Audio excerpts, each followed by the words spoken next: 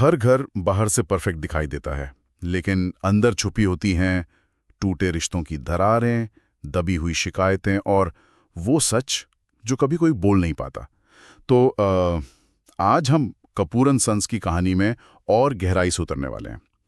ये सिर्फ एक फिल्म की कहानी नहीं है, बल्कि एक ऐसे परिवार का आईना है जो बाहर से तो बहुत खुशहाल दिखता है, पर अंदर से पूरी तरह बिखर चुका है। और हमारी आज की पड़ताल का मिशन एक बहुत ही सीधे से सवाल का जवाब ढूंढना है। ये परिवार एक साथ मुस्कुराकर एक तस्वीर क्यों नहीं खिंचवा सकता? हमारे पास जो स्रोत हैं वो बताते हैं कि कहानी कुन्नूर की खूबसूरत वादियों में बसे एक आदर्श कपूर परिवार से शुरू होती है, लेकिन ये आदर्श दिखना ही सबसे बड़ा धोखा है। हमारा विश्लेषण इसी दिखावे और हकीकत के गहरे अंतर पर केंद्रित होगा। ठीक है, तो चलिए सवाल की तह तक जाते हैं। कहानी की शुरुआत होती है एक बिल्कुल शांत और परफेक्ट सुबह से।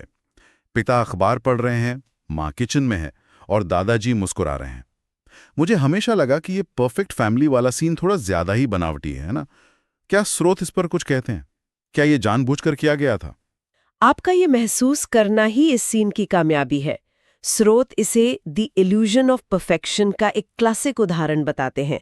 वो क्या है ना, ये वो शांति है जो तूफान के आने से ठीक पहले होती है। अच्छा। ये एक मनोवैज्ञानिक जाल है जो दर्शक को ये यकीन दिलाता है कि सब कुछ ठीक है, ताकि जब दरारें दिखना शुरू हो तो उनका असर कई गुना ज्यादा हो। और वो तूफान आता है एक मेडिकल इमरजेंसी के रूप में। दादाजी को अचानक स्ट्रोक आ जाता है और इसी एक घटना की वजह से सालों से दूर रह रहे दोनों बेटे राहुल और अर्जुन को वापस घर आना पड़ता है। हाँ, एक लंदन में है, दूसरा अमेरिका में। बिल्कुल। और यहीं पर दादाजी अपनी एक आखिरी इच्छा जाहिर करते हैं, लगभग नामुमकिन है। हाँ, और ये इच्छा ही कहानी का इंजन बन जाती है। स्रोत इस बात पर जोर देते हैं कि ये तस्वीर सिर्फ एक कागज का टुकड़ा नहीं, बल्कि उस परफेक्ट परिवार के प्रतीक को हासिल करने की एक डेस्परेट कोशिश है जो वो असल में कभी थे ही नहीं। दोनों बेटे घर तो आते हैं, लेकिन अपने साथ सालों का इमोशनल बैगेज लेकर। सही बात है, उनका वापस आना सिर्फ एक फिजिकल रियूनियन है, इमोशनल नहीं। और यहीं से इस घर की नींव की दरारें दिखना शुरू होती हैं। तो ये दरारें तो नींव में ही थीं, और जब नींव ही कमजोर हो तो उस पर बनी दीवारें, मतलब बच्चों के रिश्ते कैसे मजबूत हो सकते हैं? मेरा मतलब है माता पिता का रिश्ता। हाँ। बाहर से देखने पर वो एक सामान्य शादीशुदा जोड़ा लगते हैं, लेकिन असलियत कुछ और ही है। असलियत बहुत ज्यादा जटिल है। स्रोत यहाँ पिता के व्यवहार को इमोशनल निग्लेक्ट का एक क्लासिक केस बताते हैं। ये सिर्फ प्यार न जताना नहीं है, बल्कि अपने पार्टनर की भावनात्मक जरूरतों को लगातार नजरअंदाज करना, उसे नीचा दिखाना। बिल्कुल, और उसकी मौजूदगी को महत्वहीन बना देना। पति का किरदार एक ऐसे इंसान का है जिसने अपनी पत्नी को कभी सम्मान या भावनात्मक सुरक्षा दी ही नहीं। और इसी इमोशनल निग्लेक्ट का नतीजा हमें माँ के किरदार में दिखता है। स्रोतों में उनका एक बहुत ही दर्दनाक संवाद है जहां वो अकेले में कहती हैं, इस शादी में मुझे कभी प्यार महसूस ही नहीं हुआ। एक अकेली लाइन, और उसमें बरसों का दर्द है। और ये समझना जरूरी है कि कहानी उनके एक्स्ट्रा मैरिटल अफेयर को सही नहीं ठहराती, लेकिन उसके पीछे की वजह को जरूर सामने रखती है। एक विश्लेषण इसे सर्वाइवल मैकेनिज्म कहता है। अच्छा, सर्वाइवल मैकेनिज्म। हाँ, जब एक रिश्ते में आपका वजूद ही खत्म होने लगे तो इंसान बाहर उस वैलिडेशन और प्यार को ढूंढने लगता है जो उसे घर में कभी नहीं मिला। उनका अफेयर एक लक्षण है, बीमारी तो उस टूटी हुई शादी में है। मतलब ये झूठ सिर्फ एक इंसान का नहीं, बल्कि उस पूरे रिश्ते का है जिससे वो सालों से ढो रहे हैं। बिल्कुल। और ये झूठ की विरासत बच्चों तक पहुंचती है। जब दोनों भाई घर पहुंचते हैं तो उनके स्वागत में जमीन आसमान का फर्क होता है। बड़े बेटे राहुल, जो एक सफल लेखक है, का शानदार स्वागत होता है। हाँ, और यहीं से हम पारिवारिक भूमिका निर्धारण यानी फैमिली रोल कास्टिंग का पैटर्न देखते हैं। ये एक ऐसी मनोवैज्ञानिक प्रक्रिया है जिसमें परिवार अनजाने में ही हर बच्चे को एक भूमिका सौंप देता है। राहुल को गोल्डन चाइल्ड या परफेक्ट सन की भूमिका मिली है, वो जो हमेशा सफल होता है, जिससे कोई गलती नहीं होती। तो उसे बस एक औपचारिक मुस्कान मिलती है। उसे तुरंत महसूस होता है कि मैं अपने ही घर में सेकंड बेस्ट हूँ। ये बहुत दुखद है ना, कि आपका परिवार ही आपकी पहचान इस तरह तय कर देता है। और जब बच्चे इन भूमिकाओं में फंस जाते हैं तो उनकी पूरी पहचान उसी के इर्द गिर्द बन जाती है। हाँ, जिससे निकलना लगभग नामुमकिन होता है। अर्जुन की हर हरकत में हमें यही असुरक्षा दिखती है। डिनर टेबल पर पिता के ताने, माँ की चुप्पी और राहुल का मजाक में उसे छेड़ना, ये सब उसी भूमिका को और पक्का करते हैं। सही बात है। राहुल उसे बेहतर करने के लिए उकसाता है, लेकिन अर्जुन को ये एक और ताना लगता है, क्योंकि वो उस परफेक्ट भाई के स्टैंडर्ड्स तक कभी पहुंच ही नहीं पाया। यहाँ से कहानी और दिलचस्प हो जाती है जब तमन्ना की एंट्री होती है। दोनों भाई उसकी तरफ आकर्षित होते हैं और एक हल्का फुल्का लव ट्रायंगल शुरू हो जाता है। लेकिन ये सिर्फ एक रोमांटिक एंगल नहीं है, सही कहा ना? बिल्कुल नहीं। स्रोत बताते हैं कि तमन्ना का किरदार यहाँ एक कैटलिस्ट का काम करता है। कैटलिस्ट? हाँ, वो अनजाने में ही दोनों भाइयों के बीच की दबी हुई राइवलरी को और भड़का देती है।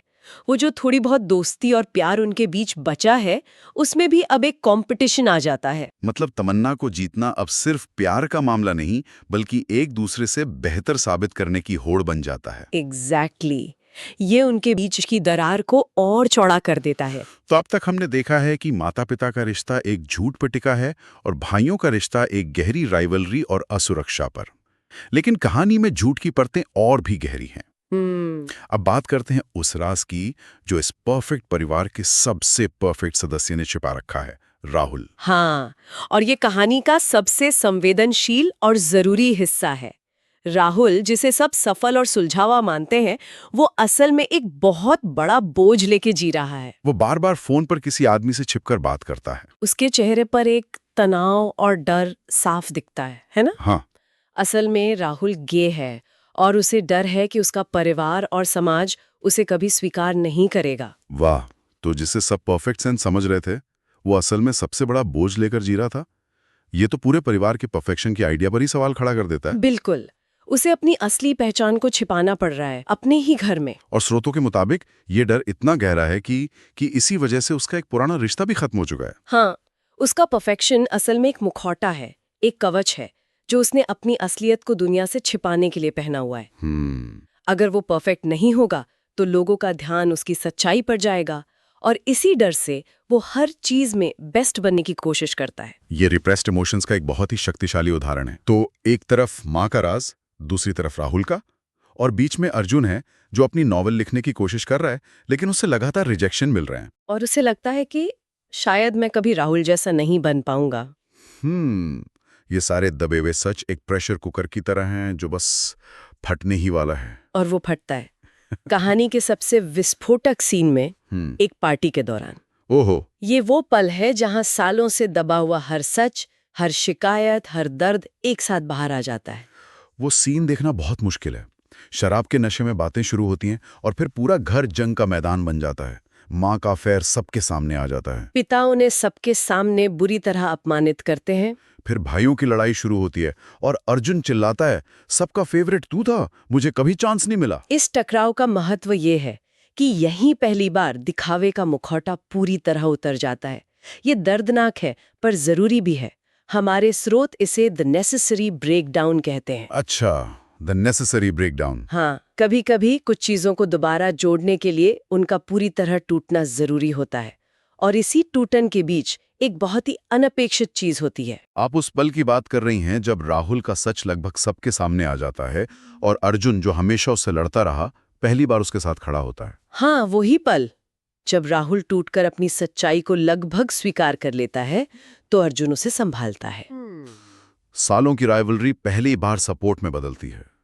शायद अर्जुन को पहली बार एहसास होता है कि उसका भाई जिस परफेक्शन का बोझ लेकर जी रहा था, वो उसके अपने संघर्ष से कहीं ज्यादा बड़ा और अकेला था। वो उस रिश्ते का सबसे ईमानदार पल होता है जो चीख पुकार और नफरत के बीच पैदा होता है।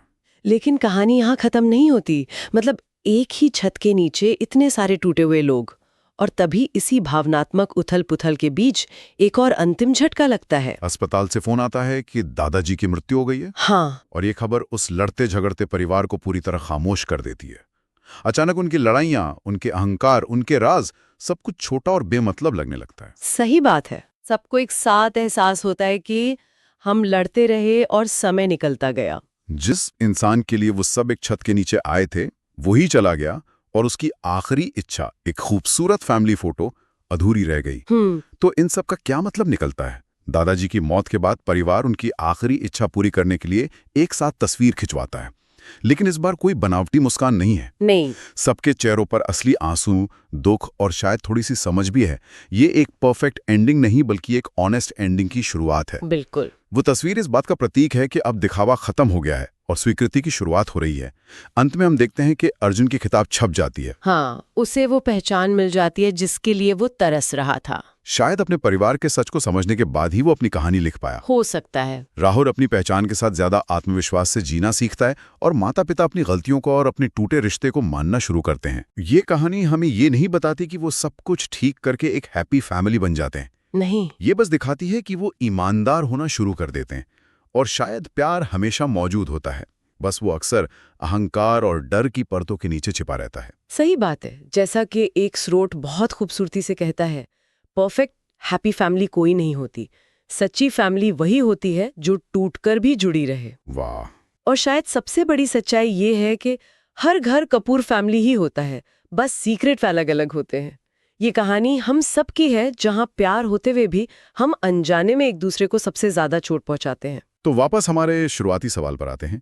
ये परिवार एक तस्वीर क्यों नहीं खिंचवा सकता था? क्योंकि वो एक झूठ को कैमरे में कैद करने की कोशिश कर रहे थे। और अंत में जब उन्होंने तस्वीर खिंचवाई तो वो परफेक्ट नहीं थी, लेकिन वो सच्ची थी। बिल्कुल। श्रोताओं के लिए एक अंतिम विचार छोड़ जाते हैं। ये सब कुछ बिखरने और फिर जुड़ने की कोशिश के बाद क्या एक परिवार सच में पहले जैसा हो सकता है, या वो बस एक नए, ज्यादा ईमानदार तरीके से साथ रहना सीख जाता है? इस पर सोचिएगा।